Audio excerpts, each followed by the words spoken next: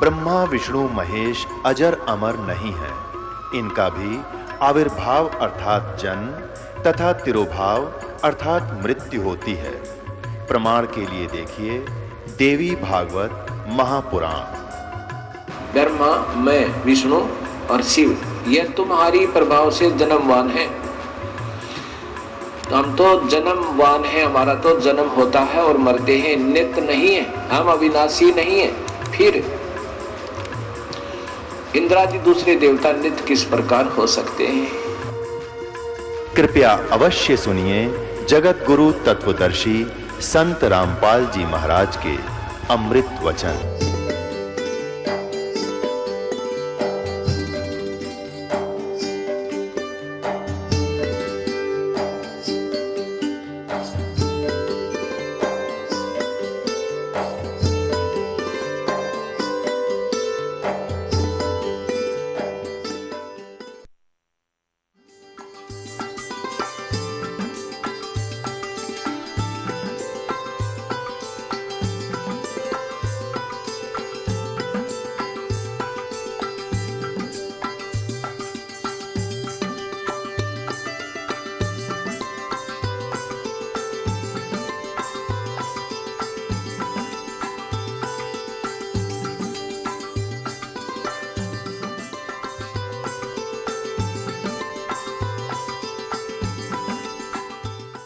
परम पिता परमात्मा पूर्ण ब्रह्म, सारी सृष्टि के रचनहार, कुल मालिक कबीर देव जी, कबीर परमेश्वर जी की असीम कृपा से हमें ये सत्संग प्राप्त हुआ। पुण्यात्मा, सत्संग का क्या अर्थ होता है? सीधी सी बात है, जहाँ पर सत्य का साथ हो, सत्य का आधार हो, उसको सत्संग कहते हैं। तो ये सत्संग अध्यात्म ज्ञान का प्रचार माध्यम जहाँ माना जाता है, अध्यात्म मार्ग का जो विचार दिया जाता है उसको सत्संग कहते हैं। और वो सच्चा हो, शास्त्र अनुकूल हो, प्रमाणित हो, उसको सत्संग कहते हैं।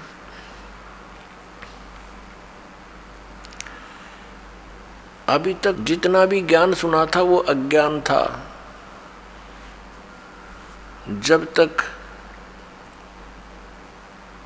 हमें वो तत्व ज्ञान प्राप्त नहीं हुआ। जैसे अन्य भी सात संत, आचार्य, मंडलेश्वर, गुरुजन सत्संग करते हैं, श्रद्धालु वहाँ जाते हैं सत्संग सुनने के लिए, और वो उनके विचारों को सत्संग मानते हैं। लेकिन वो सत्संग नहीं है, क्योंकि उनको तत्व ज्ञान नहीं है।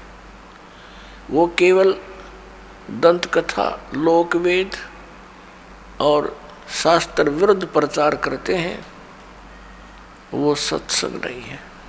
सत्संग केवल परमेश्वर ने आकर ही किया। कबीर परमेश्वर जी ने, असंख्य ब्रह्मांड के स्वामी ने इस सत्संग की जानकारी स्वयं आकर के प्रदान की। इस तत्वज्ञान को स्वयं ही हमारे सामने रखा।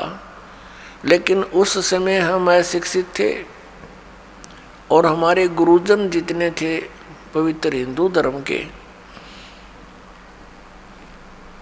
वो संस्कृत के तो विद्वान थे, लेकिन अध्यात्म ज्ञान में वो शून्य थे,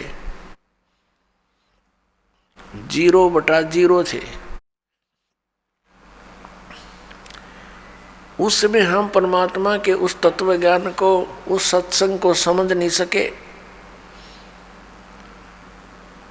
और हम परमेश्वर को सिंपल एक गुरु, संत और कुछ एक व्यक्ति उनको केवल कवि तक ही सीमित किए हुए हैं। तो अब पता चला वो तो परमात्मा थे। तो उस समय परमेश्वर वही तत्व ज्ञान सुनाया करते थे जो आज दास आपको परमेश्वर का दिया हुआ वो ज्ञान सुनाता है।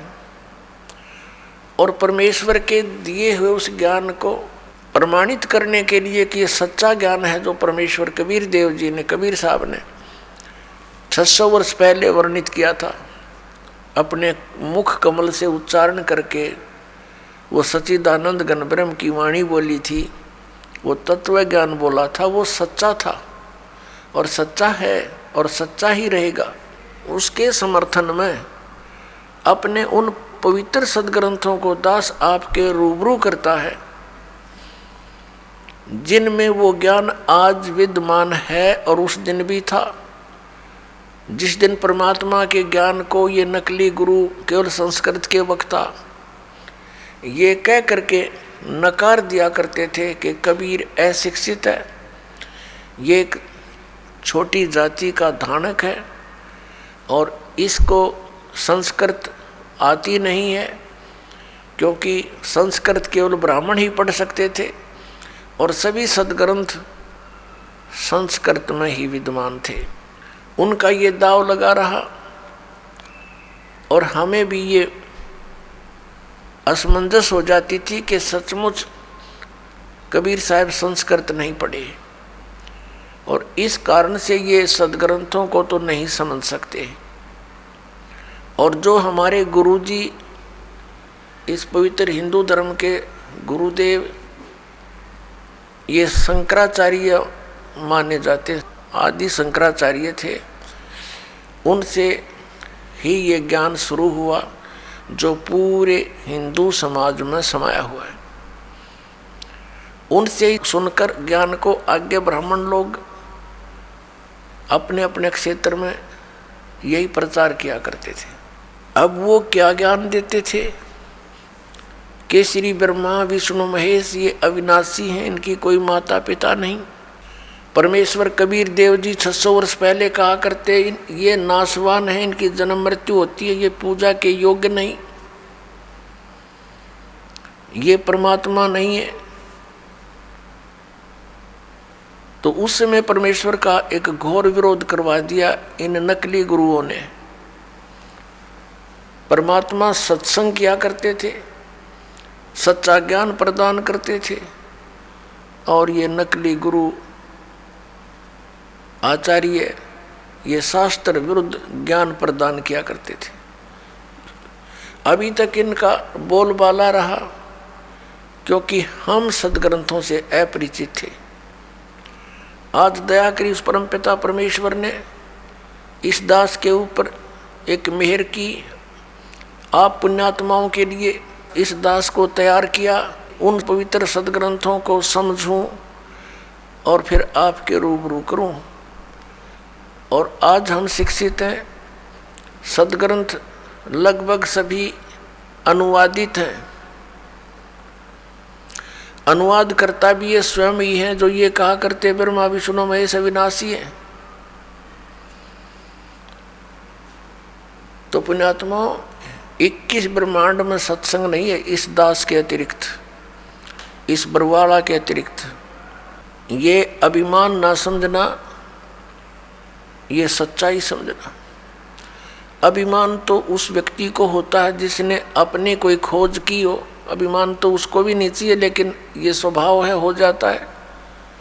लेकिन जो ज्ञान दास आपके समक्ष कर रहा है वो तो पहले परमात्मा ने हमें दे रखा था, बख्शीश कर रखा था। दास तो उसको समझा रहा है कि भगवान ने ऐसा 600 वर्ष पहले कहा था और आज हमारे सदग्रंथों में भी प्रमाणित पाया, उस समय उनमें भी लिखा था। तो पवित्र हिंदू धर्म का जो प्रचार कहाँ से प्रारंभ हुआ? आदरणीय आदि शंकराचार्य जी से हुआ। ये आदि शंकराचार्य कौन थे? उन्हीं की जीवनी में लिखा है कि ये भगवान शंकर ही स्वयं अवतार धार के आए थे और माता के गर्भ से जन्म लिया। 8 वर्ष की आयु में ये दीक्षित हो गए थे, संस्कृत बचपन से ही पढ़ने लग गए थे और 32 वर्ष की उम्र में इनकी मृत्यु हो गई थी रोग के कारण। इतना तो पुण्यात्माओं मानना पड़ेगा, इनका योगदान है इन महापुरुषों का, कि शंकराचार्य जी का जन्म उसमें होना एक वरदान सिद्ध हो गया हमारे लिए, क्योंकि उस समय बौद्ध धर्म का बहुत प्रचार हो रहा था और शंकराचार्य जी ने बौद्ध धर्म का उसका विरोध किया था ज्ञान से, झगड़े से नहीं, ज्ञान से विरोध किया था। और उसका परिणाम ये निकला कि आज तक भक्ति जीवित रही। यदि बौद्ध धर्म फैल जाता भारतवर्ष में तो पूरा भारतवर्ष नास्तिक हो जाता। बौद्ध धर्म फैला चीन में, पूरा चीन नास्तिक हो गया। इसी प्रकार पुण्यात्मा, यदि उस समय ये पुण्यात्मा आदि शंकराचार्य जी नहीं आते तो आज हम राम का नाम भी नहीं लेते। लेकिन बात वहीं रही कि आसमान से गिरे और खजूर में अटके, फिर लाभ क्या हुआ? शंकराचार्य जी ने हमें क्या ज्ञान दिया कि जीव ही ब्रह्म है। फिर दूसरा ज्ञान क्या दिया कि श्री शंकर भगवान परमात्मा है, विष्णु भगवान परमात्मा है, शिव भगवान परमात्मा है, ब्रह्मा जी परमात्मा है। ये अविनाशी हैं, इनकी जन्म मृत्यु नहीं होती। और ये इनके आदरणीय शंकराचार्यों के ये पूज्य इष्ट भी हैं, रामकृष्ण, श्री कृष्ण और भगवान विष्णु, भगवान शंकर आदि। ब्रह्मा जी की तो पूजा ये करते नहीं। आज का जो सत्संग आपके लिए रहेगा कि सत्संग 21 ब्रह्मांड में नहीं है और सदग्रंथों का ज्ञान इस दास के अतिरिक्त या परमात्मा के अतिरिक्त या उन महापुरुषों के अतिरिक्त जो परमात्मा से परिचित हुए, साक्षात्कार किया उनका, वो चंद महात्मा है। पूरे विश्व में उनके अतिरिक्त पूरे विश्व में ज्ञान नहीं, अध्यात्म ज्ञान नहीं उनको, वेदों और शास्त्रों का ज्ञान नहीं। तो फिर सत्संग खाक करा उनने, उल्टा पाठ पढ़ा दिया। अब आपको दिखाते हैं कि शंकराचार्य जो परंपरा है इसमें क्या पूजा होती है, ये क्या सत्संग सुनाते हैं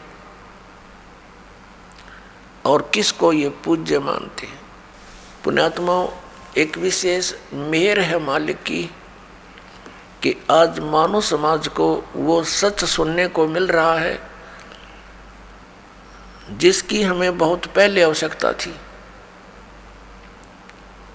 फिर भी हम शुक्र मनाते हैं उस परम पिता कबीर भगवान का, जिन्होंने आकर के स्वयं दया करी हम दासों पर और ये तत्व ज्ञान समझा दिया।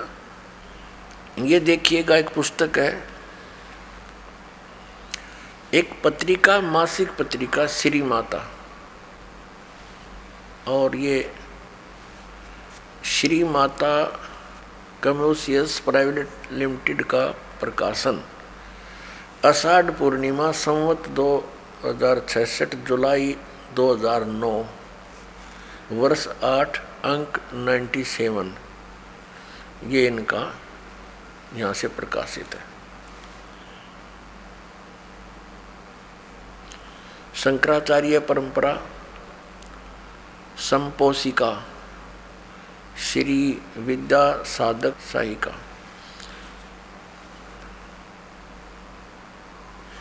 इसमें शंकराचार्य परंपरा यहाँ से शुरू होती है। नारायणम पदम भुवम वसिष्ठम शक्तिम च तत्पुत्र पराशरम च व्यासम सुकम गौड़ पदम महांतम गोविंद योगेंद्रम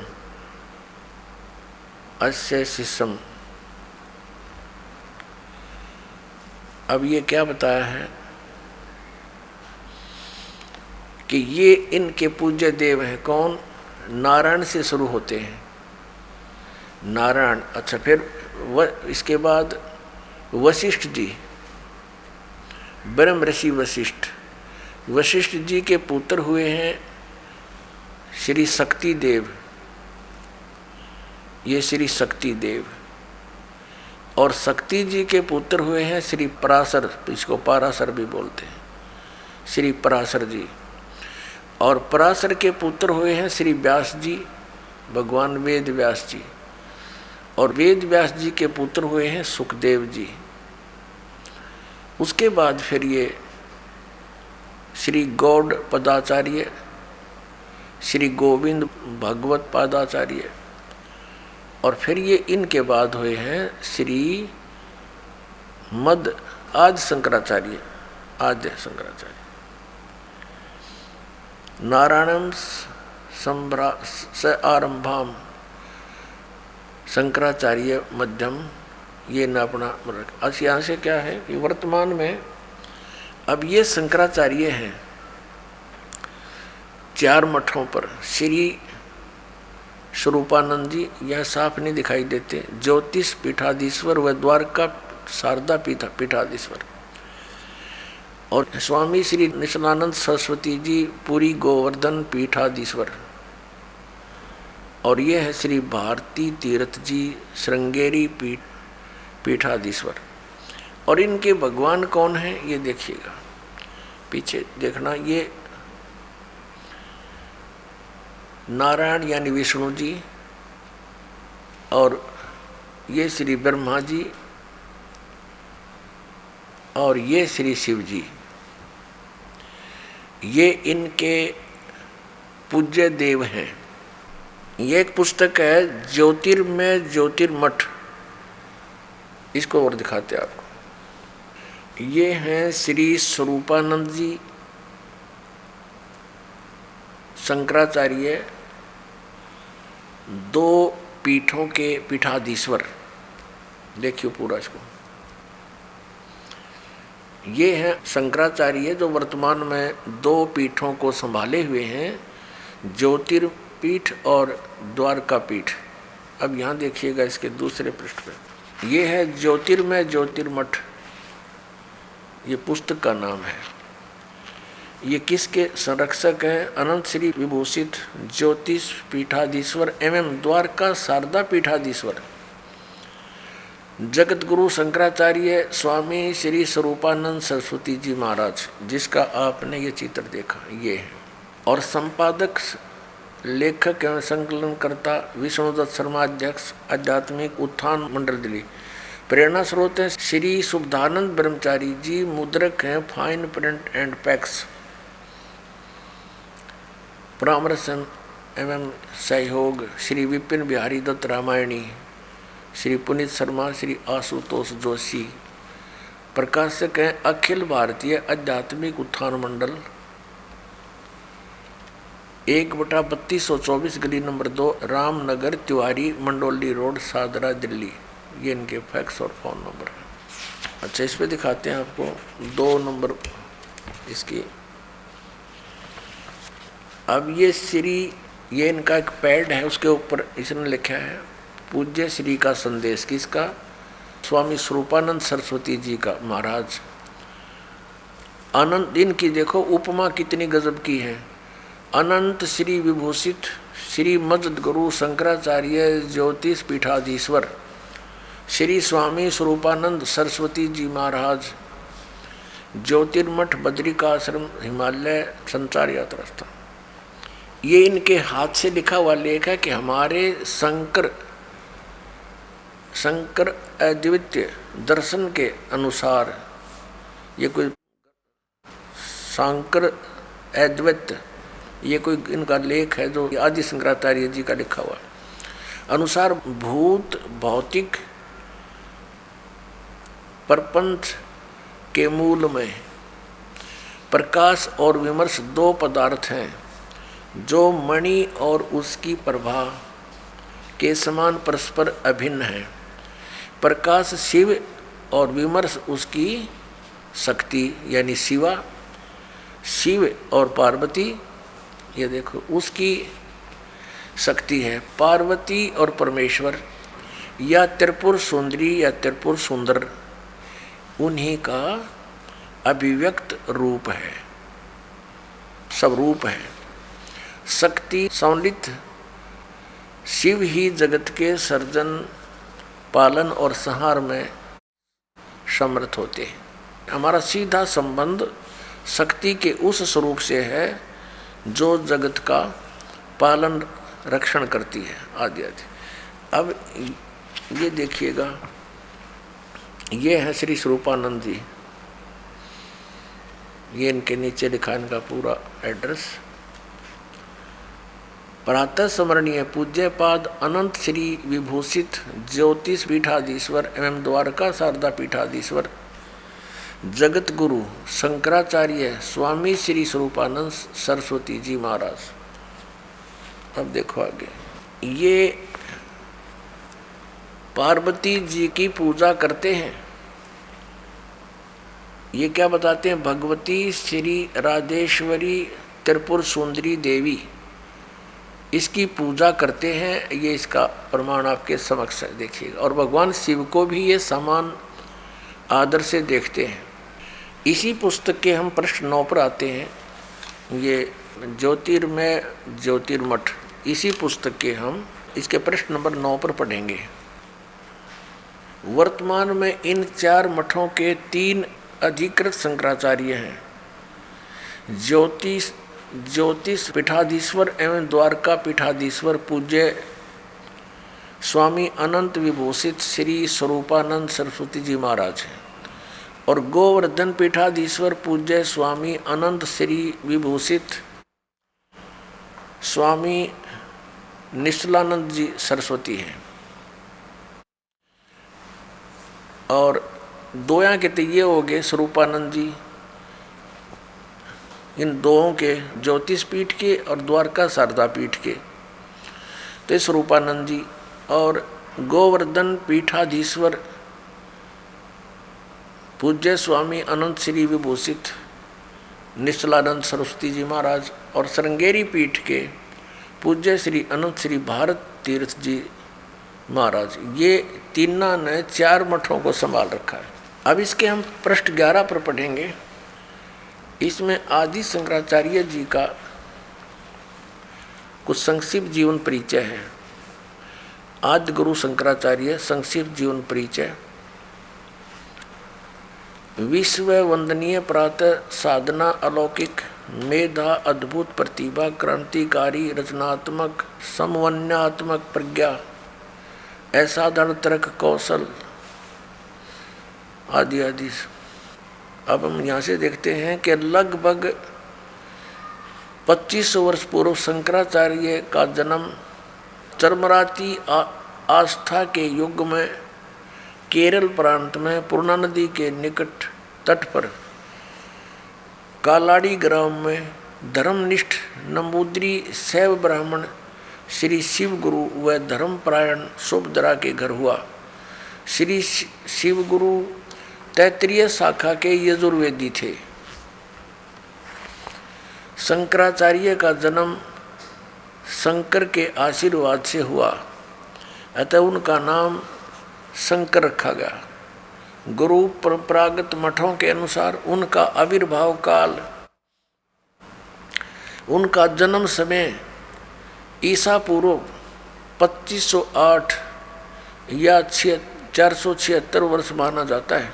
1 वर्ष की आयु में मातृभाषा में भावों का प्रगट, 2 वर्ष की आयु में पुराण कथाओं को कंठस्थ करना उनकी विलक्षण प्रज्ञा का परिचायक था।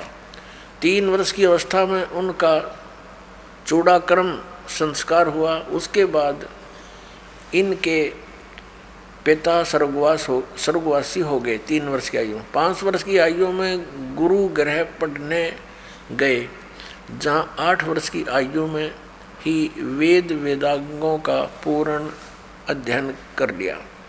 अब हम इसको और ज़्यादा ना पढ़ें, अब हम आएंगे। आदरणीय आदि शंकराचार्य जी ने 4 मठों की स्थापना की और 10 प्रकार के सन्यासी बनाए, जो उनके द्वारा यानी आदि शंकराचार्य जी के द्वारा दिए गए ज्ञान को आगे प्रचार किया करते थे, और जिससे बौद्ध धर्म का वहाँ स्टॉप लग गया और इस ज्ञान का पुण्यात्माओं में प्रचार होना प्रारंभ हो गया। और ऐसे जोर शोर से प्रचार हुआ कि पूरे हिंदू समाज में ये ज्ञान आज तक ग्रहण है। अब आपको दिखाते हैं। आदि शंकराचार्य जी ने बहुत सारे ग्रंथ अपने अनुभव के बनाए। उनमें से एक है मठ आमनाय महाअनुशासनम। इसको दिखाते हैं आपको। ये है मठ आमनाय महाअनुशासनम आदि श्री शंकराचार्य विरचितम। आदि शंकराचार्य जी द्वारा इसकी रचना की। ये है आदि शंकराचार्य। ये 32 वर्ष की उम्र में इनका देहांत हो गया था। और ये हैं 4 मठ। एक ये ज्योतिर्मठ, ये लिखा है ज्योति, ये तो पूर्व हिमालय साइड में। और ये है शारदा द्वारका पीठ, शारदा द्वारका पीठ। और ये है श्रृंगेरी मठ। और ये है गोवर्धन मठ पुरी, जगन्नाथपुरी जिसको कहते हैं। और ये है ज्योतिर्मठ बद्री का आश्रम हिमालय। और ये स्थान दिखा रखा कालटी, जहाँ पर शंकराचार्य जी का जन्म हुआ, वहाँ भी इनके नाम से कोई मंदिर बना हुआ है। इसके प्रकाशक कौन है देखिएगा। ये है श्री काशी, ये प्रथम पुष्प, ये वहाँ लिखा गया इसने। आज श्री शंकराचार्य विरचितम मठ आमनाय महानुशासनम। संपादक तथा भाषांतरकर्ता है डॉक्टर कामेश्वर नाथ मिश्र। आचार्य अध्यक्ष संस्कृत विभाग, अध्यक्ष शब्द विद्या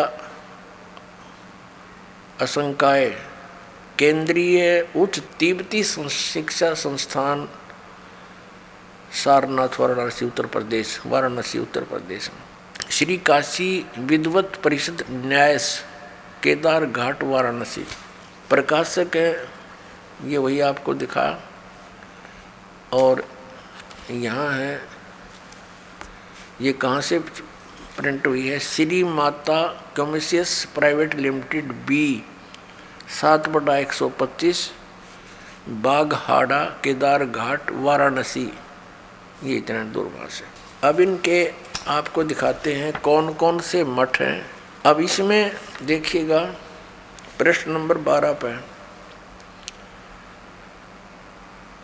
इसमें क्या कहा है, इसका ऊपर वर्णन चला आ रहा है। इसमें इन्होंने निर्णय दिया है कि मठों की संख्या, इस प्रकार ग्रंथ में मठों की कुल संख्या 7 बतलाई गई है, जिनमें 4 भारत के 4 दिगंतों में स्थापित किए गए थे और उनका कार्य क्षेत्र भी बतलाया गया है। वस्तुतः लौकिक व्यवहार के लिए यही 4 मठ द्वारका शारदा पीठ, गोवर्धन ज्योतिष पीठ एवं श्रृंगेरी सम्मत है।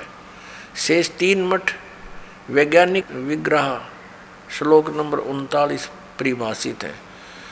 इनकी विग्रह कल्पना केवल विज्ञानात्मक है, भावनात्मक है। अर्थात यदि किसी मुमुक्षु को किसी सद्गुरु आचार्य की शरण नहीं मिल पाई तो वे वह निर्देशानुसार अपने गुरु तथा पीठ की भावना करके मोक्ष मार्गी हो जाते हैं। लौकिकी सत्ता न होने के कारण वे सुमेरु, स्वात्मा एवं निष्कल आमनाओं के आचार्य, योगपट और ब्रह्मचारी के नामों की निरुक्तियां नहीं हैं।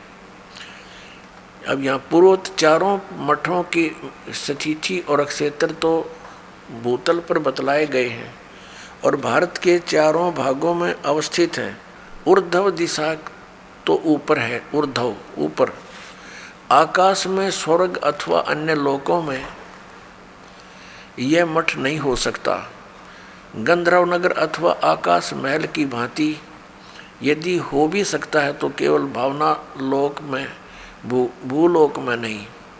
इसी प्रकार चारों मठों के ऋग्वेद, यजुर्वेद आदि 4 वेद बतलाए, अथर्ववेद और सामवेद गए हैं। ऊर्ध्व आमनाय सुमेरु पीठ के लिए निर्धारित वेद सूक्ष्म वेद श्लोक नंबर 42 है और चारों वेदों के अतिरिक्त इस नाम का कोई वेद सनातनी जगत में नहीं है। अब इसका कहने का भाव ये है कि जैसे 4 वेद हैं और एक पुस्तक है, ये मठामनय महानुशासनम, इसके श्लोक नंबर 42 में एक सूक्ष्म वेद का भी जिक्र है, पर लेखक अनुवादकर्ता कह रहा है कि ये तो कहीं और ही हो सकता है, हमारे सनातनी जगत में केवल 4 ही वेद हैं। अब हम आगे आते हैं।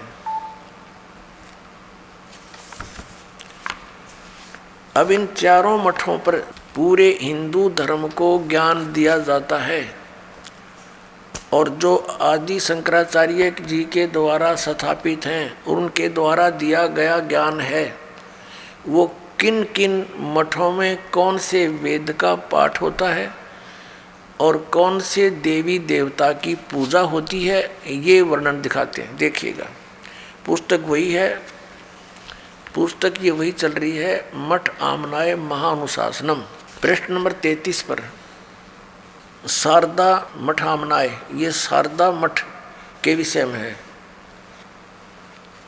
इसमें क्या बताया है, आदि शंकराचार्य द्वारा स्थापित पहला आमनाय पश्चिम दिशा में है, जिसको शारदा मठ कहा जाता है। ये आपको यहाँ दिखाया था, ये है शारदा मठ, ये वाला शारदा मठ द्वारका, ये द्वारका वाला, जिसको शारदा मठ कहा जाता है। इसका कीटवार संप्रदाय है, तीर्थ और आश्रम इसके सन्यासियों के पद अर्थात योग पट हैं। अच्छा, अक्षेत्र देवता देवी और प्रथम आचार्य यहाँ लिखे हैं इसके बारे में। इस अक्षेत्र का नाम द्वारका है और देवता सिद्धेश्वर हैं, सिद्धेश्वर, और देवी भद्रकाली हैं तथा आदि आचार्य विश्व रूप सुरेश्वर आचार्य, ये प्रथम थे जो उन्होंने स्थापित किए, सुरेश्वर आचार्य। और इसमें देखना ये क्या लिखा कि निर्मल तीर्थ गोमती है, यहाँ स्वरूप नामक ब्रह्मचारी साम वेद का वक्ता कहा गया है। इसमें साम वेद का ही पाठ होता है। आगे देखो, ये वही चल रहा है, उसी के बारे में चर्चा चल रही है ये। और इसका महावाक्य क्या है, ये प्रश्न नंबर 35 पर हम आगे हैं। इस शारदा पीठ का महावाक्य है, महावाक्य एवं गोत्र। इस आमनाय का महावाक्य तत्वमसि, तत्त्वमसि, तत्वमसि है। इसका उल्लेख सामवेद अंतर्गत ये छांदोग्य उपनिषद का 6/8 ये श्लोक है, अध्याय 6 का श्लोक 8। ये छांदोग्य उपनिषद से लिया गया इन्होंने ये तत्वमसि, और यहाँ इसका निर्णय दिया है कि जो तत्वमसि इन 3 पदात्मक महावाक्य रूपी त्रिवेणी संगम में तीर्थ की भावना से स्नान करता है, अर्थात तत्तवम पदों का शोधन करके महावाक्य के लक्ष्य अर्थ के चिंतन में तल्लीन रहता है, उसे तीर्थ नाम से कहा जाता है। ठीक है।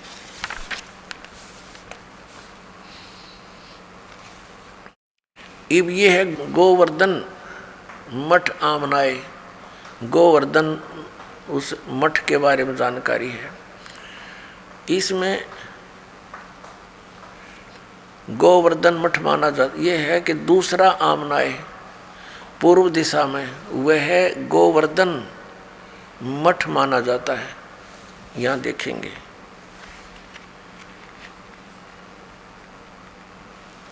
ये है गोवर्धन मठ यानी पुरी, गोवर्धन मठ जगन्नाथपुरी में।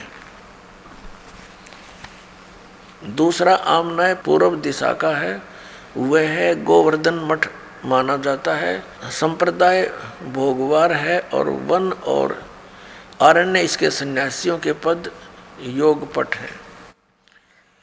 अब इसमें क्या है, इसका भगवान कौन है? इसका क्षेत्र पुरुषोत्तम है और भगवान जगन्नाथ इसके देवता हैं और देवी विमला है, आचार्यों के ये नाम है। और इसका जो महावाक्य क्या है, यहाँ पर महावाक्य प्रज्ञानम ब्रह्म, और ये ऐत्रेय उपनिषद का है 5/3। ये यहाँ से लिया है इन्होंने ये मंत्र जाप करण का। और यहाँ पर हम देख रहे हैं 38 पृष्ठ पे है। इस मठ के ब्रह्मचारी के लिए ऋग्वेद का ही पठन स्वाध्याय बतलाया गया है और गोत्र का नाम काश्यप है। इसमें गोवर्धन पीठ में ये ऋग्वेद पढ़ते हैं और नहीं।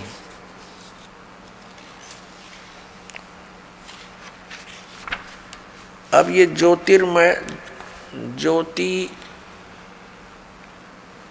ज्योतिर्मठ आमनाय, इसका दूसरा नाम, तीसरा आमनाय उत्तर दिशा का है जो कि ज्योतिर्मठ है, अथवा उसका दूसरा नाम श्रीमठ भी कहा गया है। बद्री का आश्रम इसका क्षेत्र है। भगवान नारायण देवता हैं और देवी पूर्णागिरी जी हैं, पूर्णागिरी है। और तोटक आचार्य इसके प्रथम आचार्य कहे गए।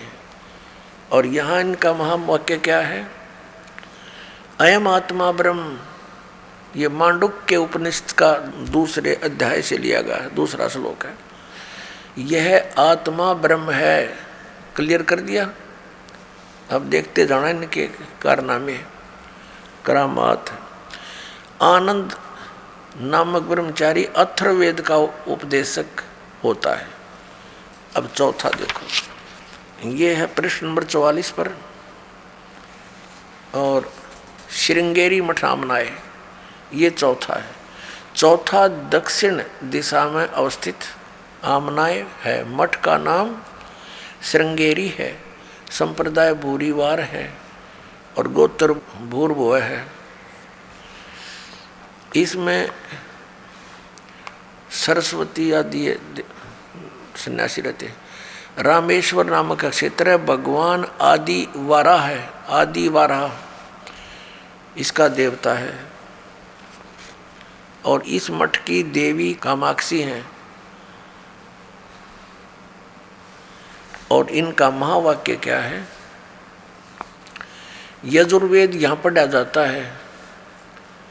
ब्रह्मचारी चैतन्य नाम का होता है और जो यजुर्वेद का स्वाध्यायी होता है, इसका ही महावाक्य अहम ब्रह्मास्मि वरहद उपनिषद का 3/4/10 कहा गया। या इस वरहद उपनिषद से लिया गया यू अहम ब्रह्मास्मि, और नाम वेदों का ले रही है।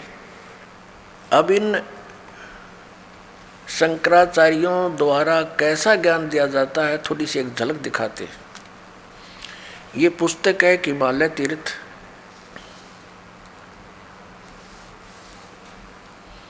जेपी नंबूरी इसके ये लेखक हैं। हिमालय तीर्थ जेपी नंबूरी उप मुख्य कार्यकारी श्री बद्रीनाथ केदारनाथ मंदिर समिति, कोलकाता से प्रकाशित है। पहला प्रकाशन। प्रकाशक है रंजू चक्रवर्ती, 76A/1, बामा चरण राय रोड, कलकत्ता। मुद्रक गिरी प्रिंट सर्विसेज, कलकत्ता। ये ऐसे। अब आपको दिखाते हैं इसके, ये देखिएगा, ये पृष्ठ नंबर 42 पर हिमालय तीर्थ शंकराचार्य, ये शिव रहस्य नामक कोई पुस्तक है। बौद्ध मीमांसक मंत्र अर्थात कलयुग के 3000 वर्ष व्यतीत होने पर बौद्ध मीमांसकों के मत पर विजय प्राप्ति के लिए शंकर यति के रूप में आविर्भूत होंगे। आविर्भूत यानी कलयुग जब 3000 वर्ष बीत जाएगा तब शंकराचार्य का जन्म होगा, और उनका जन्म ऐसे ही हुआ 3000 वर्ष बीत जाने पर। अब इसमें कथा दिखाते हैं आपको, हमारे शंकराचार्य जी हमें क्या कथा सुनाते हैं, कैसा ज्ञान देते हैं। यह एक कथा सिंपल सी लेंगे, ज़्यादा इतना समय नहीं हम वेस्ट करेंगे। देखना, ये पृष्ठ नंबर 19 पे एक कथा सुनाई है इन्होंने इन तीर्थों के बारे में। ये तीर्थ कैसे बने, ये हिमालय तीर्थ पुस्तक है। यहाँ लिखा है कि ये पहले तो उन्होंने और बताई है, नर और नारायण ऋषियों के पश्चात अन्य ऋषि मुनियों व भक्तों द्वारा यह ज्योतिर्लिंग पूजित रहा। एक भगवान ने कोई किसी नर और नारायण नामक व्यक्तियों की पूजा से प्रसन्न होकर ज्योतिर्लिंग की स्थापना की, उसकी ये पूजा करते रहे। उसके पश्चात तत्पश्चात महाभारत काल में पांडवों द्वारा गोत्र हत्या अर्थात महाभारत युद्ध में अपने भाई बंधुओं आदि की हत्या के पाप से मुक्ति हेतु यहाँ पर देवादिदेव महादेव की आराधना की। अपना पाप नाश करने के लिए भगवान शंकर भगवान की पूजा की उन्होंने, ये पांडवों ने। इसी प्रसंग में पुराणों में एक कथा आती है, भगवान वेद व्यास जी की आज्ञा से पांडव केदार क्षेत्र में गए। भगवान महिष यानी भैंस का रूप धारण कर केदार अंचल में विचरण करने लगे। भगवान शंकर ने भैंस का रूप धारण किया और उस केदार अंचल में यानी उस क्षेत्र में घूमने लगे भैंस बनकर। और भीम ने भगवान शिव को मायावी महिषी के रूप में पहचान लिया। अब नो कहे भीम ने वो पहचान लिया कि ये भगवान शिव है भैंस के रूप में, और वे ऐसा जानकर भगवान शिव महिष रूप में पृथ्वी में समा ही रहे थे कि महाबली भीम ने दौड़कर उनका पिछला भाग पकड़ लिया। पांडवों की भक्ति एवं विश्वास को देखकर भगवान शिव ने उन्हें साक्षात दर्शन दिए। गुरु हत्या पाप के फलस्वरूप प्रायश्चित के रूप में भीम द्वारा पकड़े गए पृष्ठ भाग की पूजा अर्चना का आदेश देकर वहीं अंतर्ध्यान हो गए। पृष्ठ माने पिछला हिस्सा, भैंस का पिछला, मैं बताऊंगा आपको डिटेल से।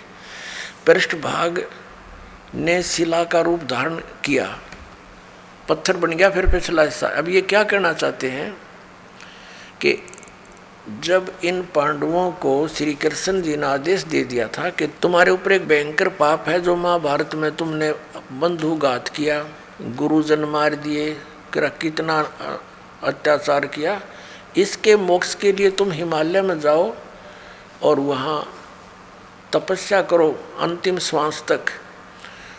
तो क्या कहना चाह रहे हैं ये लेखक कि पांडव वहाँ पर अपना वो भक्ति कर रहे थे, तपस्या कर रहे थे, साधना कर रहे थे।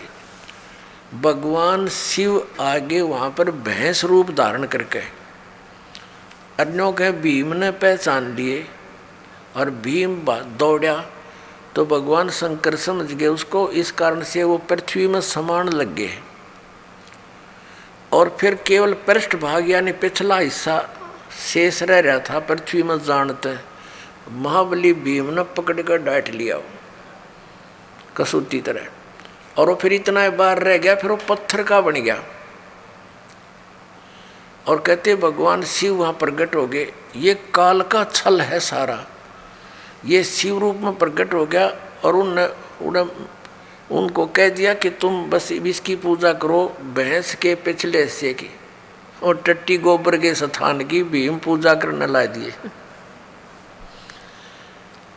और वो बन गया तीर्थ स्थान। वो टट्टी पेशाब के पोर्शन का कही तुम इसकी पूजा करो, और वो तीर्थ बन गया हमारा। क्या देखिए, फिर पढ़िए, ये समझ में आओगा। भगवान वेद व्यास की आज्ञा से पांडव केदार क्षेत्र में आए। भगवान महिष यानी भैंस का रूप धारण कर केदार अंचल में विचरण करने लगे। भीम ने भगवान शिव की मायावी महिष के रूप में पहचान लिया, शिव को भैंस के रूप में पहचान लिया। वह ऐसा जानकर भगवान शिव महेश रूप में पृथ्वी में समा ही रहे थे कि महाबली भीम ने दौड़कर उनका पिछला भाग पकड़ दिया। पांडवों की भक्ति व एवं विश्वास को देखकर भगवान शिव ने उन्हें साक्षात दर्शन दिए, और फिर गोत्र हत्यार गुरु हत्यार ये के फलस्वरूप प्रायश्चित के रूप में भीम द्वारा पकड़े गए पृष्ठभाग यानी पिछले हिस्से को की पूजा अर्चना का आदेश देकर वहीं अंतर ध्यान हो गए। पृष्ठभाग ने शिला का रूप धारण कर लिया, पत्थर बन गया वो पिछला हिस्सा, तो पांडवों द्वारा पूजित हुआ। पांडव लाग गए उसने टट्टी पेशाब के पोर्शन ने पूजन। ये भगवान, ये थे हमारे शंकराचार्य जी का ज्ञान। ये देखो, ये काल का जाल है सारा। आगे फिर जो भैंस रूप में भगवान शिव थे, कहते हैं वो पृथ्वी में समा गए। समाने लगे तो पिछला हिस्सा तो भीम ने पकड़ दिया, वो उड़े डट गया। अब आगे कौन कौन से पैर कहाँ गए, मुंह कित निकला जाकर उसका, ये देखियो। ये 19 पृष्ठ पे पढ़ रहे हैं हिमालय तीर्थ के। यहाँ आ गया अंतर जा रहा, और वो फिर पिछला हिस्सा पृष्ठभाग यानी पिछला हिस्सा, ये पिछला भाग है, भीम द्वारा पृष्ठभाग जो है निशिला का रूप धारण कर लिया और पांडवों द्वारा पूजित हुआ। पांडव उसकी पूजा करने लगे, फिर पूछड़ की, और तब से आज तक पूजित है। आज तक उससे की पूजा पर लग रहे हैं भक्त। महिष का अगर भाग नेपाल में जाकर प्रकट हुआ, ओहो, और जो पशुपति नाथ के नाम से विख्यात हुआ। अरे वाह देवताओं, कहते हैं उस भैंस का अगला मुंह सिर उड़ा निकला जाके कहाँ, नेपाल में। ओहो, महेश का अगर भाग यानी अगला हिस्सा मुंह सिर नेपाल में जाकर प्रकट हुआ, जो पशुपति नाथ के नाम से विख्यात हुआ। अब वहाँ पशुपति नाथ के नाम से मंदिर बन गया, लोग वहाँ पूजन लगे। ये इन हमारे शंकराचार्यों द्वारा दिया गए ज्ञान पर आधारित पुण्यात्मा वो साधना कर रहे हैं। महिष के अन्य 4 भाग कर्म से तुंगनाथ में बाहु, रुद्रनाथ में मुख, मद महेश्वर में नाभि और कल्पेश्वर में जटा। इस प्रकार केदारनाथ को छोड़कर महिष रूपी भगवान शंकर के अन्य 4 भाग केदार क्षेत्र में प्रतिष्ठित हुए। केदारनाथ सहित ये स्थान पंच केदार नाम से विख्यात है। अब देखो, नेपाल में पहुंच गया अगर भाग, महिष का अगर भाग नेपाल में अगला हिस्सा, और बाकी ये सारे भारत में रह गए। और वो नेपाल में जो पशुपति नाथ की पूजा होती है, वह ऐसे इनके बनाए हुए ये अपना विधान है। देखो पुण्यात्माओं, हमने वो साधना करनी है जो हमारे पवित्र वेदों और पवित्र गीता में लिखी है। हम ये नहीं कहते कि ऐसा ना हुआ होगा। भक्ति मार्ग में कोई भी चीज़ असंभव नहीं होती, क्योंकि ये काल भगवान 1000 कला का भगवान है, सहस्र कला का और सहस्र भुजा का। तो ये भी बहुत प्रबल है, बहुत शक्ति युक्त है, सिद्धियां हैं इसके अंदर, ये कुछ भी कर सकता है इस प्रकार के भ्रमित करने के लिए। तो हम ये नहीं कहते कि ऐसा नहीं हुआ होगा, ये फिर ये तो यादगार रहेगी। हमने पूजा वही करनी है जो हमारे सदग्रंथ बताते हैं। अब आगे दिखाते हैं महापुरुषों के और क्या विचार हैं। अब देखिएगा, एक पुस्तक है धर्मरथ,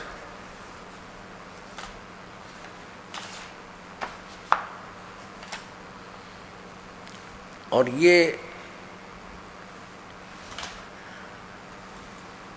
स्वामी स्वरूपानंद सरस्वती जी शंकराचार्य जी बैठे हैं, 2 अनंत श्री विभूषित ज्योतिष पीठ पीठाधीश्वर एवं द्वारका पीठाधीश्वर जगत गुरु शंकराचार्य स्वामी स्वरूपानंद सरस्वती जी महाराज, और ये धर्मरथ के लेखक हैं। ये धर्मरथ पुस्तक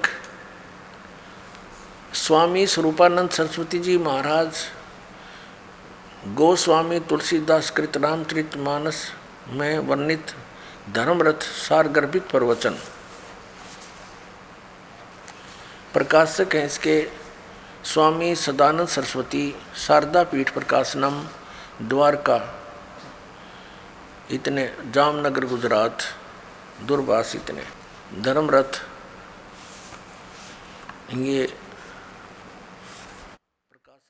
मुद्रक है अंबिका ऑफसेट मीठापुर 361345, ये कोई इनका नंबर है, प्राप्ति स्थान यहाँ पर। इसकी प्रस्तावना में लिखा है कि धर्मरथ नामक प्रकृत ग्रंथ पीठाधीश्वर अनंत श्री विभूषित श्री मजत गुरु शंकराचार्य स्वामी स्वरूपानंद सरस्वती जी महाराज के मुखारविंद से निश्रित वाक सुधा का सार संग्रह, यानी श्री स्वरूपानंद जी महाराज के द्वारा किए गए वर प्रवचन हैं। ये जो आपको दास अब सुनाने जा रहा है, अब देखिएगा इसके पृष्ठ नंबर 51 पर, धर्मरथ 51 पृष्ठ में। अब यहाँ से पढ़ेंगे। जड़ बुद्धि में वह शक्ति नहीं जो आत्मा को जान सके, और यदि आत्मा बुद्धि के द्वारा जाना जाता है तो आत्मा हो गया ज्ञेय। ब्रह्म किसी का दृश्य बन नहीं सकता।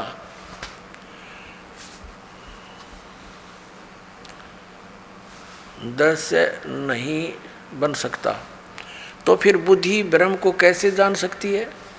यह प्रश्न बना रहता है, जिसका समाधान हमने संक्षेप में सूत्र रूप में कल सुनाया था, पीछे सुना दिया, कि सामान्य बुद्धि उस परमात्मा को जानने में निश्चित रूप से असमर्थ है, परंतु वेदांत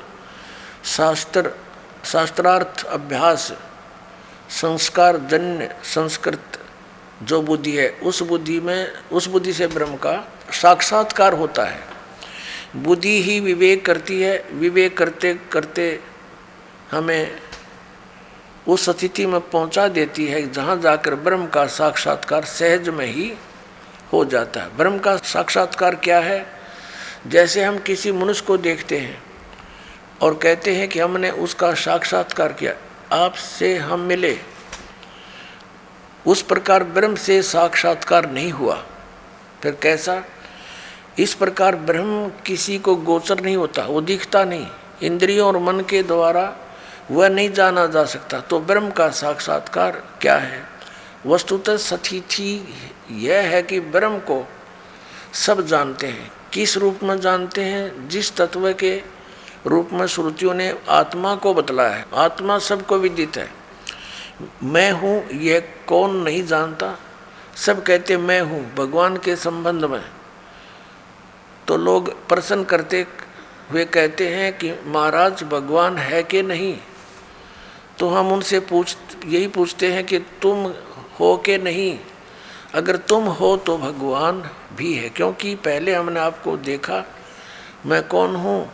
तो अहम ब्रह्मास्मि, मैं ब्रह्म हूँ, इस बात का सभी को ज्ञान है, मैं हूँ। अब यहाँ देखते हैं, हम शरीर को जान रहे हैं, तो इसका अर्थ यह हुआ कि शरीर हमसे पृथक है। ये ज्ञान दे रहे हैं स्वरूपानंद जी। इस प्रकार प्राण को हम जानते हैं, शरीर को संचालित करने वाली शक्ति जो है वह प्राण है। प्राण भी हमसे पृथक है। जो मन को जानते हैं, मन भी हमसे पृथक है। महात्मा लोग बतलाते हैं समाधि की विधि, कैसे समाधि लगाई जाए, कैसे आत्म दर्शन किया जाए। तो यह बताते हैं कि पहले स्थिर आसन से बैठ जाएं, शांतिपूर्वक थोड़ी देर स्थिर बैठे रहने पर अपने आप अपने को शरीर मालूम पड़ने लगेगा। मन से यह शरीर है, तो शरीर जिस समय हमारा देह बन जाए, समझ लेना चाहिए हम शरीर से अलग हो गए। फिर मन है, ये आएगा कि इस शरीर को चलाने वाला, हाथ पैर उठाने वाला, रखने वाला मैं हूँ। तो हम प्राण में चले गए, प्राण के साथ हम एक हो गए। उस प्राण में दृष्टि केंद्रित कर दिया, तो थोड़ी देर तक प्राण में दृष्टि केंद्रित करने पर प्राण भी आत्मा से पृथक प्रतीत होने लगेगा। फिर हमको लगेगा कि इस प्राण को भी हम प्रेरित करने वाला, संकल्प करने वाला मैं हूँ। तो इस प्रकार अर्थ यह है कि हम मन के साथ जुड़ गए, उस मन को भी देखने लग जाए, मन में भी अपनी दृष्टि केंद्रित कर दी जाए, तो मन भी अपनी आत्मा से पृथक होने लगेगा। फिर यह मन में विचार आएगा कि यह संकलात्मक, विकलात्मक प्रेरित करने वाला निश्चय करता मैं हूँ। तो इसका अर्थ यह हुआ कि हम बुद्धि के साथ तादाम आपन्न हो गए, यानी उसके जैसे हो गए। तब हम बुद्धि में दृष्टि को केंद्रित कर दें, तो बुद्धि भी अपने आप पृथक प्रतीत होने लगी। जहाँ शरीर, प्राण यानी श्वास, मन, बुद्धि, इन सब को अपनी आत्मा से अलग किया, तो ये जो झूठा मैं, इसको हम अहंकार कहते हैं, जड़ चेतन की ग्रंथि कहते हैं, यह मैं समाप्त हो जाएगी। इसके समाप्त होते ही शून्य का अनुभव होगा। परंतु इस शून्य का अनुभव कौन कर रहा है? शून्य का भी तो कोई अनुभव करता है, उसके द्वारा। तो जिसके द्वारा शून्य का अनुभव हो रहा है वह शून्य नहीं है, वह पूर्ण है। तो उसमें अपना चित्त स्थिर करके फिर उसको विचलित न होने दें। आत्मा में अपने मन को स्थिर करके कुछ भी चिंतन न करें। इस समाधि में जो अनुभव होगा, उस समय वेदांत के संस्कार से युक्त इस अनुभव को समझ लेना कि यही ब्रह्म है। अब इनका कहने का तात्पर्य है कि जैसे हम समाधिस्थ होते हैं, उसमें पहले हम देखेंगे हम शरीर हैं, शरीर को भी कोई बोल रहा है कि ये मेरा शरीर है। फिर मन को देखते हैं, मन मेरा, कोई और बोल रहा है। फिर श्वासों को भी, फिर हाथ पैरों को हिलाने वाला कौन है, वो कोई और है। तो कहते फिर कति शून्य हो जाओ, शून्य में आप कुछ भी ना चिंतन करो, फिर आपको महसूस होगा कि आप कौन हो, हम आत्मा है। तो ये जो आत्मा है ये पूर्ण परमात्मा है। इनका अर्थ ही है कहने का। और इसको क्लियर करते हैं, स्पष्ट करते हैं इसको। ये देखिएगा, आखिर इन्होंने 56 पृष्ठ पर स्पष्ट कर दिया इसको कि अब देखो, जिसने परम ब्रह्म को जान लिया, उसने जितना भी संसार का सुख है वह सब प्राप्त कर लिया, शेष कुछ नहीं है। ऐसी स्थिति उसकी हो जाती है। अब सत्यम ज्ञानमंतम ब्रह्म। अब यहाँ आते हैं निवृत्ति में, हम अपौरुष वेद वाणी से सुनते हैं कि ब्रह्म सत्य है। ये वेद वाणी को अपौरुषेय मानते हैं, किसी मनुष्य के द्वारा नहीं बोली गई, ठीक है। उस ब्रह्म सत्य है, ज्ञान है, अनंत है, वह अंतःकरण में ही अवस्थित है। तो हमारे मन में उसके अस्तित्व के संबंध में जो संदेह है, उसकी निवृत्ति उस ज्ञान से हो जाती है। चार महावाक्य हमारे वेदों में बतलाए गए, ये वेदों के नहीं, इन्होंने बल्कि उपनिषदों से ले रखे हैं। चार महावाक्य हमारे वेदों में बतलाए गए हैं, जिनमें अथर्ववेद का महावाक्य अयम आत्मा ब्रह्म, यजुर्वेद का महावाक्य अहम ब्रह्मास्मि, ऋग्वेद का महावाक्य प्रज्ञानम ब्रह्म, सामवेद का महावाक्य है तत्वमसि। तो ये चार महावाक्य बतलाए गए हैं। चार महावाक्यों को लेकर अर्थ किया जाता तो चारों का अर्थ एक ही हो जाता है, तत्वमसि। तत्वमसि ये 3 पद है। जिस प्रकार 10 ये ना अपनी तरफ से बढ़ा के 10 आदमी अपने आप को ना गिने ऐसे, तो इसका अर्थ ये सीधा सा हो गया कि मैं ही ब्रह्म हूँ। ये अर्थ है इसका, तत्त्वमसि, वह तू ही है।